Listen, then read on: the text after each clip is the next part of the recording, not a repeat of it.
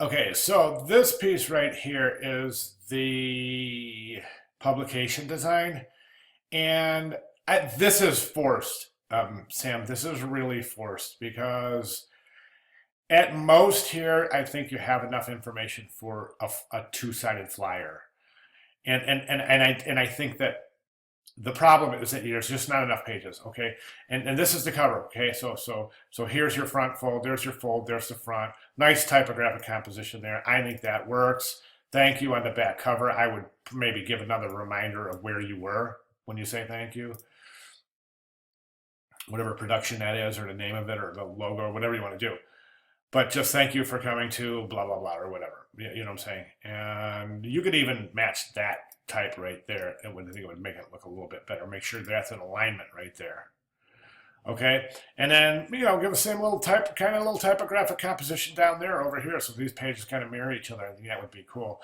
Okay, this is the part where it starts to get kind of goofy because you have a table of contents, and in your table of contents page, you have page one, you have your table of contents in your table of contents page. So it's really obvious that you're trying to force a page in here by putting a table of contents in to meet the requirements of a table of contents. Am I making sense? So that, and then you have an Our Sponsors page. So basically what you have is this.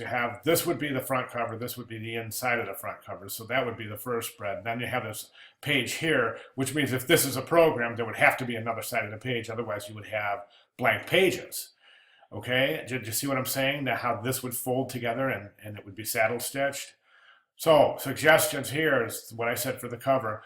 Over here, give us a couple more pages here. I mean, can you design a couple pages for this? You've got exactly what it is. I mean, you're working quickly and you're not shy and you're not scared of doing some work. So I'm thinking that you've got, where is it? Right here. Okay, so you have this piece was to provide information for viewers of the musical art performance. Well, you know what? Describe it. I don't think you're describing it enough. I mean, give us some history. Go ahead and design another page and turn this into a publication. Do you see what I'm saying? You've got a minute. I don't need this today or tomorrow. You know what I mean? I just want you to be aware that a publication design proper should have, okay, you have your front cover, then you have your inside inside spread of front cover, that table of contents. Um, you could even span both pages on that. I don't know. No, the table of contents is just introducing the rest of the pages, and it's to show that you know how to do tab and set up a table of contents. But the only thing is how do you have a table of contents for a publication with 2 pages? Do you see what I'm saying? I mean, so let's get some more pages in there. I think that you should concentrate on your interior pages here. You should concentrate on typography, and try not to do a lot of talking with image. Okay, it just doesn't mean you're just going to be changing just a little bit here and there, and I would set up proper paragraphs like this. Have you ever wanted to make a huge mess while singing along to your favorite? And carry on that idea and give us a couple of pages. I mean, when you're in portfolio, nobody's going to read the text. We're going to look to see how it's set, make sure you don't have any widows or orphans. So you could pull type from anywhere and add it in paragraph format to continue this into 2 or 4 more pages and turn this into a solid publication design that will not only fit the parameters of the requirements, but also, depending on how you execute, could possibly be included in your actual final portfolio or the iterations of the portfolio that are forthcoming after the class. Okay, this is a good piece. One suggestion here is that I remember this piece very well, and the one thing I suggest is that you're still the main focal point of this image is right here. Okay, as such, one of the supporting features of the main focal point is the background wall. The background wall is not level. It's very, very common in Photoshop, in digital imaging or any kind of photography to find snapshots like this that aren't featuring the focal point uh, uh, level plane. Okay, this one's going uphill. That's causing an uncomfortable tension. Okay, my suggestion is to take this back in Photoshop and straighten that out, which will add this to on a little angle, but that doesn't matter. That's not a focal point. Okay, I hope I'm making sense. Now keep in mind that there's a little bit of perspective here, so that little wall there is going to look like it's going uphill a little bit anyway. So don't overdo it so that thing's perfectly level. Consider the perspective. Okay.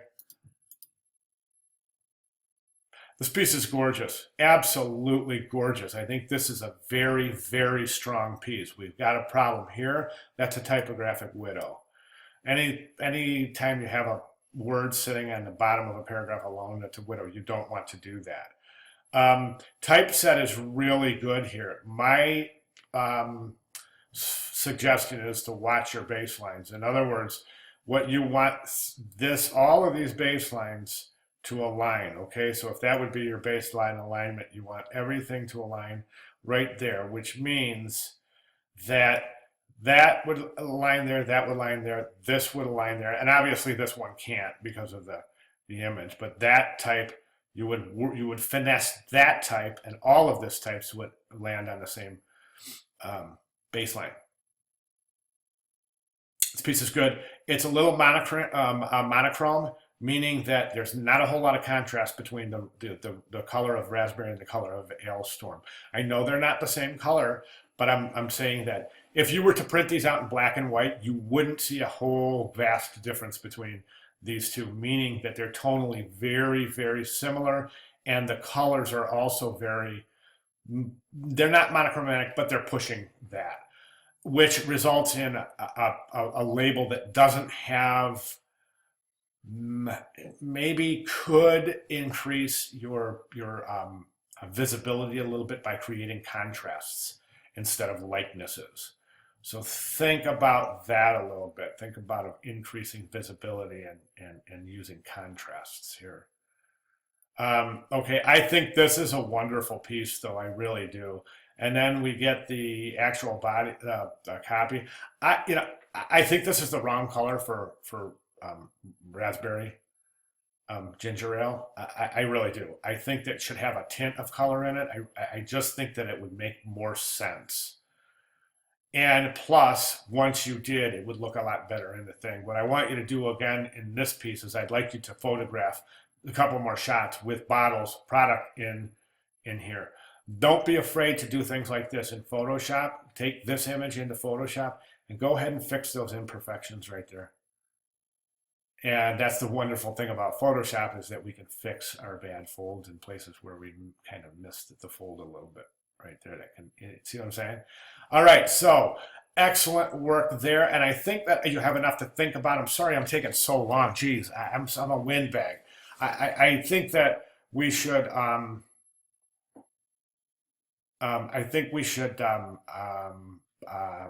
revision assessment link. Just go in and change the, if you go in there and, where is it? Open that guy up. Actually, what you would have to do is you would have to download it. And then once it's downloaded, you would open it up in Acrobat. Go to your tools, go to Edit PDF, come over here, and get rid of that. And then just take your type tool and start adding text. And then you can just edit this to make it for the, to change it for this week's work. Okay, that's all I got. Sorry for taking so long. Any questions, you know where I'm at. Thank you so much for getting this in early. You got time to work on it, and that is just so awesome. Cool. Thank you. Thanks, Sam.